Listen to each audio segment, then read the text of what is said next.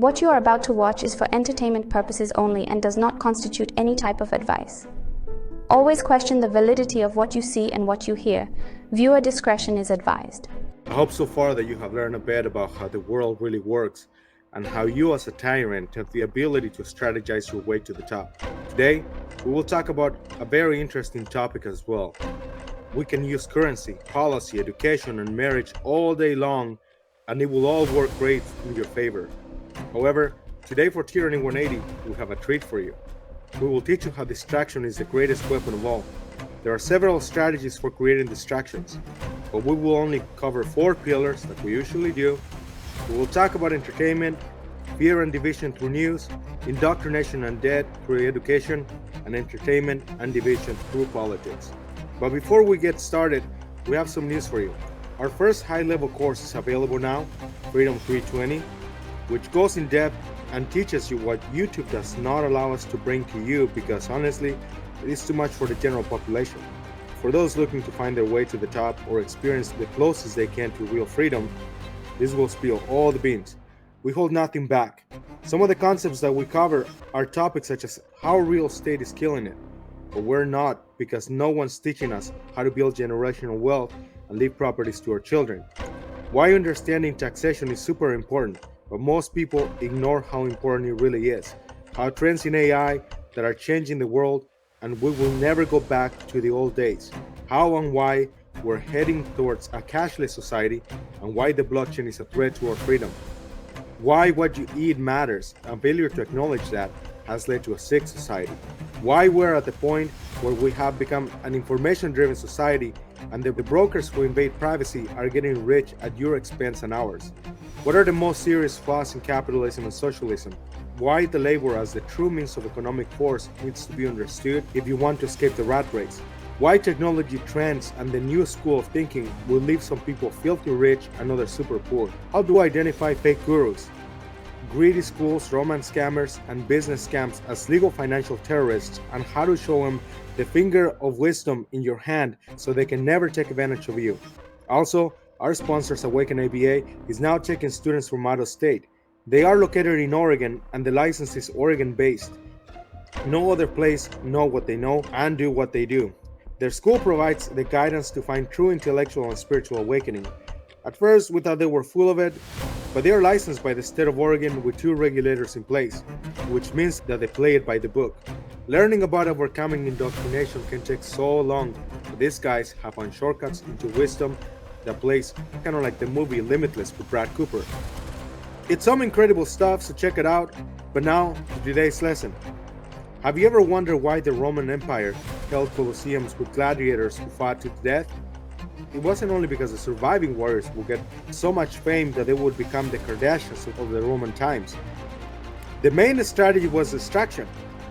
A distracted public is a public who is less likely to look into things. The less they look into your doings, the less that you have to justify. Sure, you can justify your actions through policy and by claiming that it is for the great good of the people, but if enough people look deep into it, eventually they will identify the clowns that run the circus and your game will be over. Let me tell you that it is the last thing that you want if you want to stay in business and other tyrants to stay in business. If you mess it up for any of them, you will have enemies. And there are enemies who do not want their business exposed. After all, one of the laws of power is that you do not offend the wrong person. When we say offend, we don't mean with words, opinions, comments. These people are highly intelligent and don't care about any of that. They even understand that having intelligent people figure it out is important because they make a great show that labels them as conspiracy theories, and although these people make great points and have tons of followers, they form part of the distraction. Another law of power is for you to create great spectacles, which you do not need to create yourself. The news, movie industries, and even your enemies appearing as conspiracy theorists will create those spectacles for you. You just need to allow it to happen. Everyone will get paid, continue to produce and buy into the labor economy, and those like you stay in business. This is the reason why you must allow women to worship reality TV women, men to be addicted to YouTube and adult content websites that produces free entertainment for grown people, and younger audiences to be entertained by short videos and video games. It is not all that hard. In a sense, you just have to get out of your own way and allow for the magic to happen. There is no much to it. Everyone around, from viewers to producers of content, will be busy. Back in the old day, it was music, concert, movies, events like circuses, magic shows, and tons of stuff where people had to attend in person and some could not afford it. It wasn't much of a problem because certain books and knowledge were not easy to find. People would not even realize that they existed unless they knew someone. People needed to know someone or stumble upon it by mere coincidence. Now that anyone can go online into a blog or look at the rating of books and listen to audiobooks, it would appear that your game is a lot harder to run and you are more at the verge of being discovered. In the early days, men like Bill Cooper, who were dangerous because they were up to something or were saying too much. The book Behold a Pale Horse just was not okay for the time he was living in. Unfortunately, things did not end well, but today different strategies are employed. There are many things that tyrants can't do because anyone with a cell phone can bust their chops if they record video and post it online or give it to a smaller news outlet that you don't control. If it goes viral, your career is over, or other tyrant has a loss and he will definitely go after you. But today is simple. People produce their content, which keep them busy. The movie industry is producing political, one-sided content that is flapping like a bird with a missing wing. The public is onto them, and the only reason that they are making it is because they are getting some money under the table to keep their business alive. If that wasn't the case, they would have gone out of business so long ago. But YouTubers, adult entertainers, simps, men and women who think they are too much and too good for the opposite gender are creating all the entertainment and division that you need. You really don't need to do anything but kick back and chill. Let them continue with their content and fight out their disagreements. In the meantime, you work on things that truly matter to you and those like you. You probably have seen how one-sided the news have become. I hope that you're beginning to understand that journalism as we know it is about to end and shift into online information sharing. The news outlets are desperate.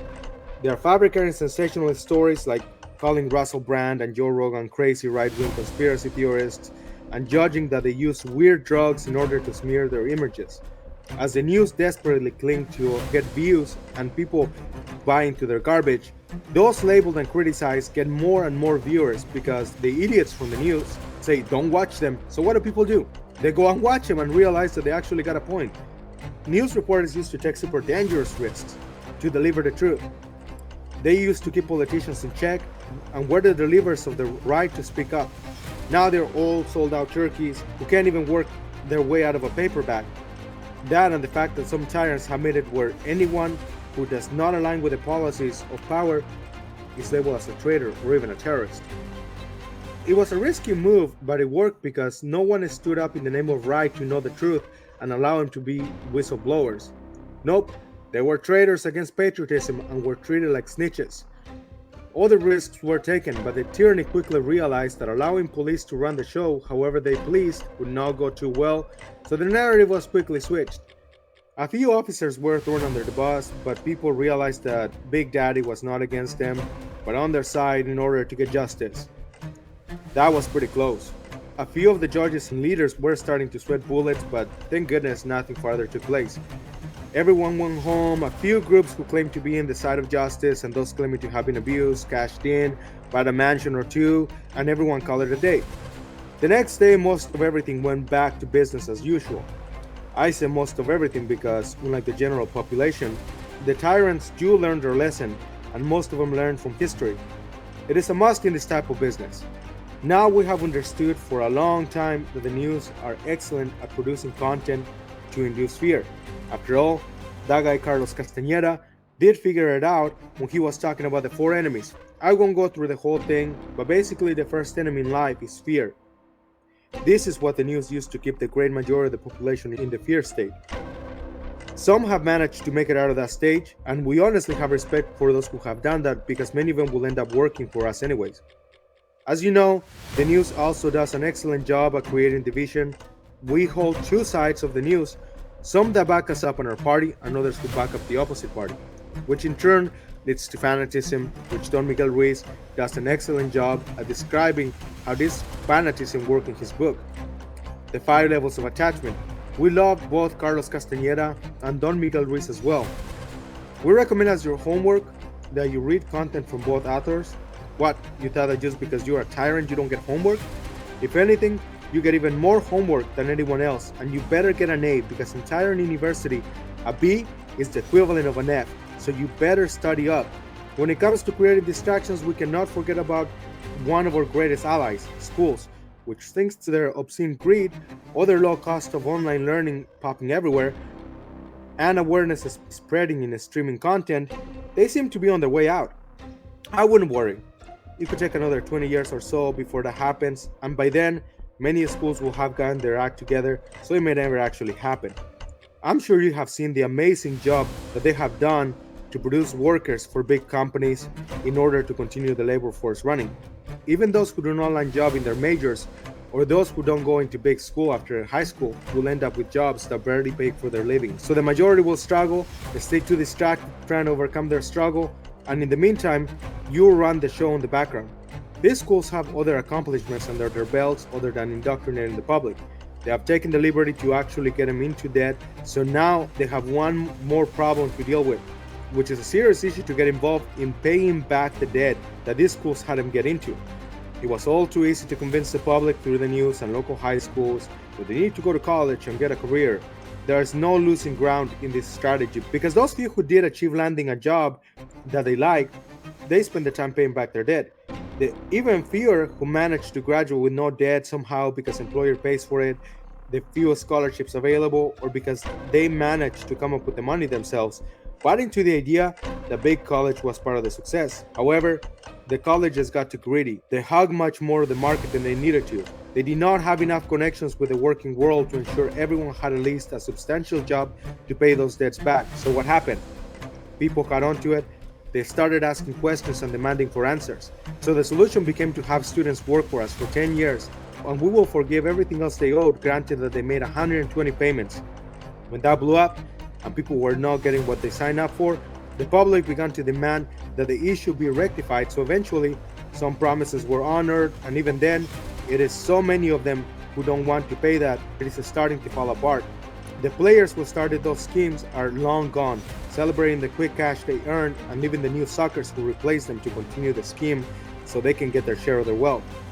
It got so bad and obscene that some of the private schools had to be shut down, which the public were starting to trust more because they thought that trades were the solution. All the greedy school leaders thought that they had hit that quick buck and enrolled everyone and their grandmas, even their dogs, and get that cash in the form of financial aid. Some even got in trouble and their frauds became so obvious because they were enrolling people's parrots and in some cases even the flies, which were expiring fast due to their short lifespan, but the debts were still sitting there. Now the public is here realizing that education just seems like a scheme that no longer really holds value. Deep down, they do know that true education holds value. This is why programs such as classes on Udemy, Teachable, Kajabi, Skillshare, and other platforms can actually be pretty good. People can even learn Python, SQL, cloud computing, and web development using OpenAI, WizLab, and Learn SQL. They have learned that schools like UC Santa Barbara have programs for their county and partner county residents that make school next to free.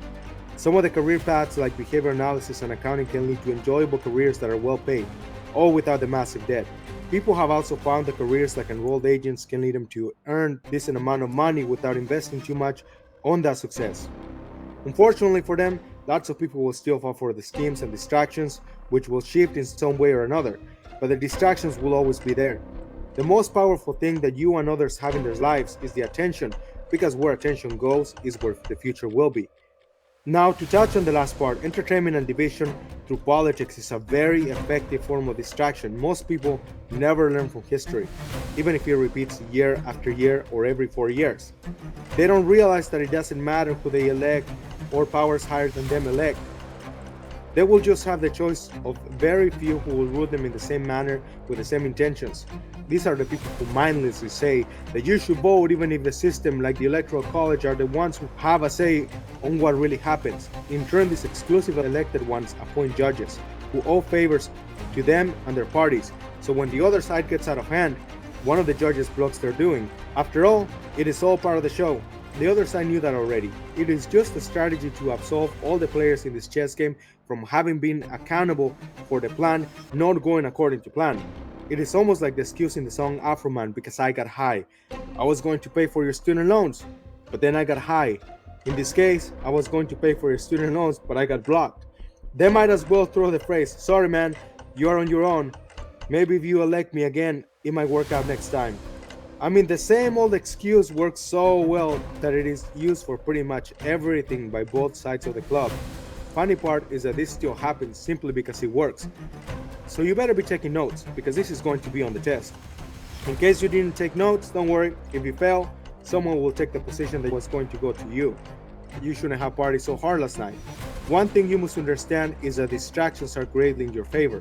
Whether someone is watching a movie, learning the truth from conspiracy theorists, worshipping their celebrity heroes and heroines, arguing with the opposite side about the latest indoctrination movie that flopped in theaters, or treating your favorite politician as a wrestling superstar, it is all the same, part of the same distraction.